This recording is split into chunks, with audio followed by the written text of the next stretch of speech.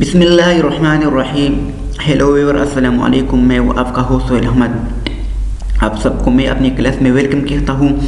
आज का हमारा एमएस वर्ड की क्लास में टॉपिक है how to insert MS Word document, कि हमने अपने एक वर्ड के डॉक्यूमेंट के अंदर एक इमेज को किस तरह इंसर्ट करना है। तो इसके लिए सबसे पहले मैं कुछ टेक्स्ट लिखता हूँ। तो ये मेरे पास अब 5 पैराग्राफ आ चुके हैं। अब मैं चाहता हूँ कि मैं इस पैराग्राफ के नीचे एक इमेज को इंसर्ट करूँ। तो इसका तरीका ये है कि हम इंसर्ट पर चले जाते हैं और यह हम पिक्चर के आइकन पर क्लिक करते हैं।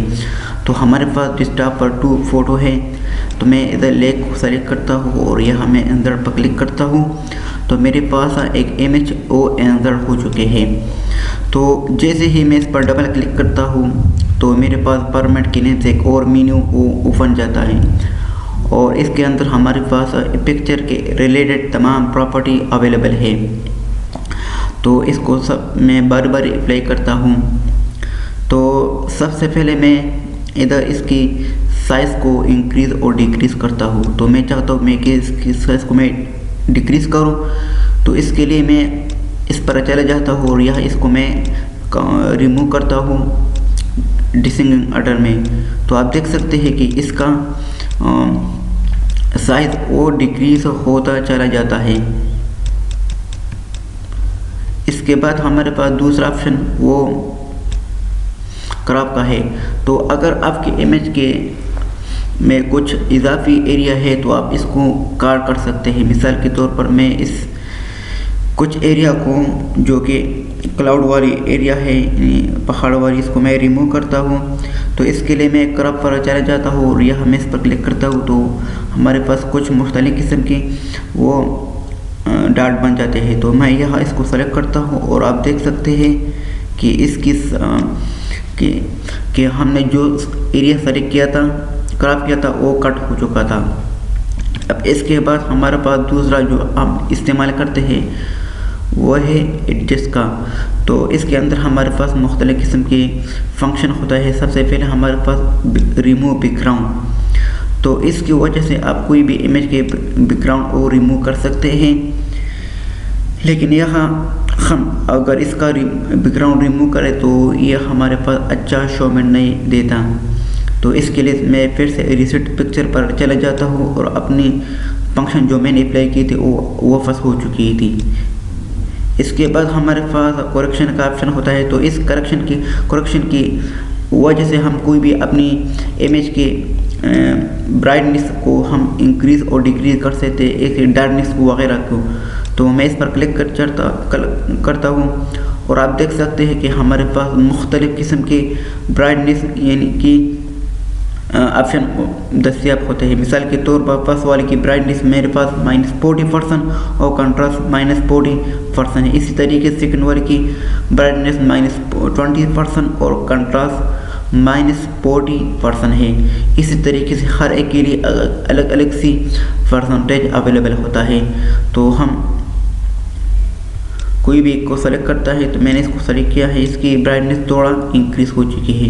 अब इसके बाद हमारे पास कलर का ऑप्शन होता है। तो आप कोई भी कलर अप्लाई कर सकते हैं।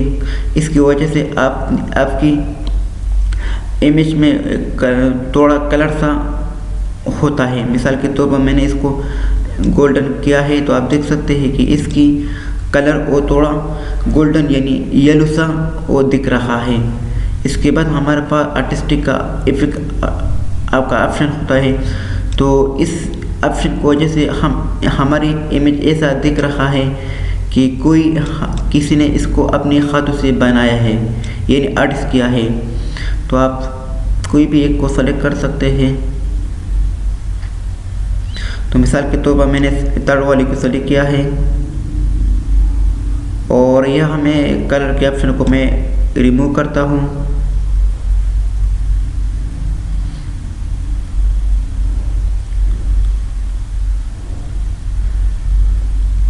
तो इसके लिए मैं फिर से रिसेट पर चला जाता हूँ और जो फंक्शन मैंने अप्लाई की थी वो रिमूव हो चुकी थी। अब मैं आर्टिस्ट के इफेक्ट पर चला जाता हूँ और कोई भी ऑप्शन को मैं सेलेक्ट करता हूँ। तो ऐसा दिख रहा है कि किसी ने अपने हाथों से बनाया है। तो मिसाल के तौर पर मैंने इस दूसरे वाले को मैंने सेलेक्ट किया है। तो आप देख सकते हैं कि इस पर आर्टिस्ट का ऑप्शन अप्लाई हो चुका है। तो हम मल्टीपल और भी सेलेक्ट कर सकते हैं। मिसाल के तौर पर मैंने इसको सेलेक्ट किया है।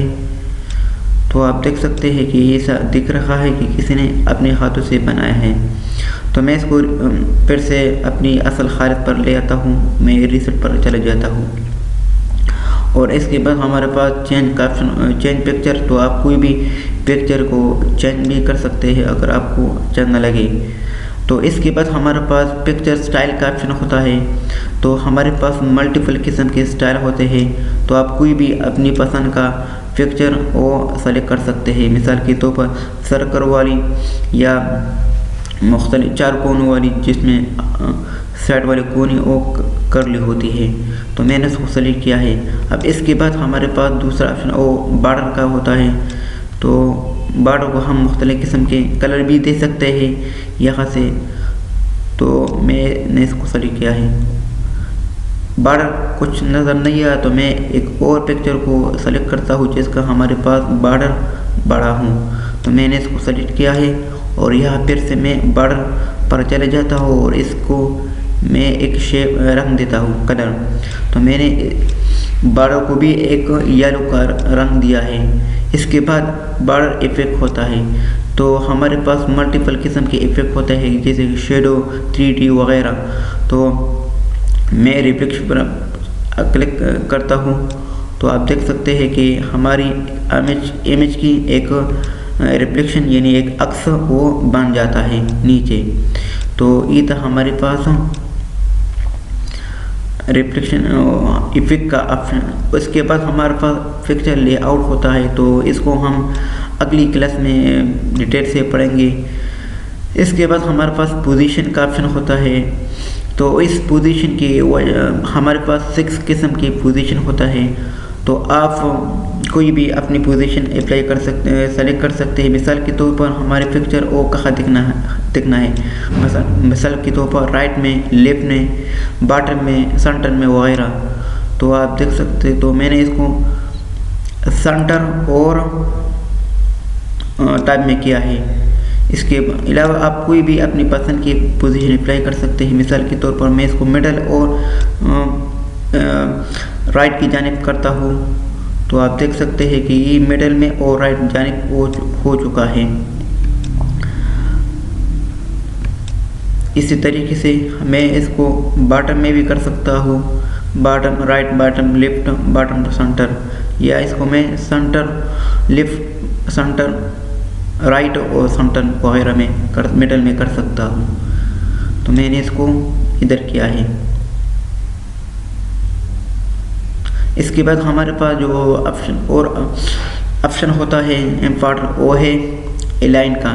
तो इस अलाइन भी हम अलाइन पोजीशन तकरीबन हमारे पास सेम है।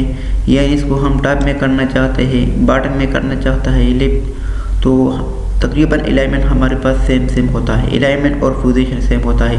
इसके बाद हमारे पास रोटेट का ऑप्शन होता है।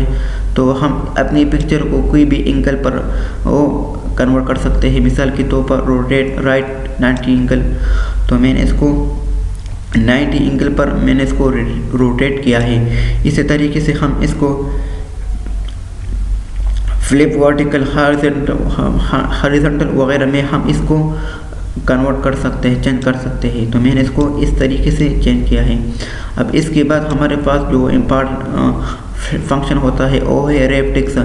तो इस रैप टेक्स्ट का मतलब ये है कि हमारा इमेज वो अपनी टेक्स्ट के साथ कैसा बर्ताव, यानी कैसा शोमेंट देता है। तो सबसे पहले हमारे पास स्क्वायर का ऑप्शन होता है।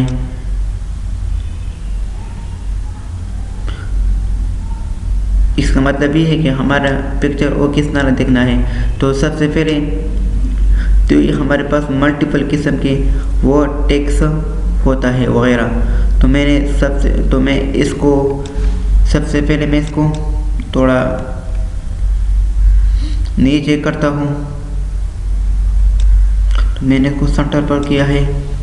अब इसके बाद हम रैप पर चला जाता है, रैप टेक्स्ट पर, और यह हमें हमारे पास स्क्वायर का ऑप्शन होता है। तो इसके मतलब ये है कि इस हमारे इमेज के चारों जानिब जो टेक्स्ट होता है वो एक स्क्वायर की शक्ल में वो नज़र आ जाए। तो आप देख सकते हैं कि बिल्कुल एडजस्टमेंट है वगैरह है। इसके बाद हमारे पास जो और ऑप्शन होता है रैप टेक्स्ट में वो टाइट है। तो टाइट और स्क्वायर में भी कोई ख़ास डिफरेंस नहीं होता। जब हमारे पास कोई इमेज वो कोई ख़ास शक्ल का होता है, मतलब कोई ज्योमेट्रिकल या हॉरिजॉन्टल होता है, मतलब कोई रेक्टेंगल होता है या स्क्वायर होता है, तो हमारे पास टाइट का ऑप्शन वो काम नहीं करता, मतलब ये दोनों के लिए सेम होता है। लेकिन जब हम इधर कोई इर्रेगुलर शेप, यानी मिसाल के तौर पर कोई स्टार वगैरह या कोई पिक्चर या कोई जानवर वो हम इंसर्ट करते हैं, तो यह हम टाइट का ऑप्शन अप्लाई करता है। तो इसको हम एक और क्लास में हम अप्लाई करते हैं। इसके बाद हमारे पास थ्रू का ऑप्शन होता है। तो थ्रू में भी हमारे पास तकरीबन और सेम होता है। इसके बाद हमारे पास टॉप और बॉटम का मतलब ये है कि हमारा टेक्स्ट वो पिक्चर के टॉप में हो और राइट में हो, यानी और कोई भी राइट या लेफ्ट की जानिब ना हो। तो आप देख सकते हैं कि हमारे पिक्चर वो इसमें हमारा पिक्चर वो मिडल में है और इसका टेक्स्ट वो टॉप और बॉटम में आ चुका है। इसके बाद हम और भी ऑप्शन अप्लाई कर सकते हैं। मिसाल के तौर पर बिहाइंड टेक्स्ट। तो बिहाइंड का टेक्स्ट मतलब ये है कि हमारा पिक्चर वो टेक्स्ट के नीचे आ जाए और टेक्स्ट इसके ऊपर आ जाए। तो ये था बिहाइंड के ऑप्शन। इसके बाद हमारे पास एक और भी ऑप्शन होता है। तो मैं इस पर डबल क्लिक करता हूँ और मैं चाहता हूँ कि टेक्स्ट इसके नीचे आ जाए। तो इसके लिए मैं इन फ्रंट ऑफ टेक्स्ट लिखता हूँ। तो आप देख सकते हैं कि टेक्स्ट इसके नीचे आ चुके हैं। तो इधर हमारे पास मुख्तलिफ किस्म के। अब इसके बाद हमारे पास एडिट रैप पॉइंट। तो हम कोई भी इमेज की को एडिट कर सकते हैं। मिसाल के तौर पर मैं इसको आगे भी कर सकता हूँ, पीछे भी कर सकता हूँ।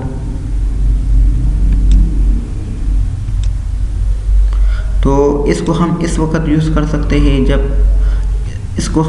आसानी से यूज़ कर सकते हैं जब हमारे पास एक ऐसा इमेज हो जो कि इर्रेगुलर हो, मिसाल के तौर पर कोई स्टार वगैरह हो। तो इसको हम इंशाअल्लाह अगली एक और क्लास में हम इसको अप्लाई करेंगे ये ऑप्शन। तो उम्मीद है कि आप सबको मेरा ये लेक्चर समझ में आ चुका होगा। इंशाअल्लाह अगले लेक्चर में हम एक और न्यू टॉपिक के साथ हाजिर हो जाएंगे। तब तक के लिए मुझे अपनी दुआ में याद रखना। खुदा हाफिज़।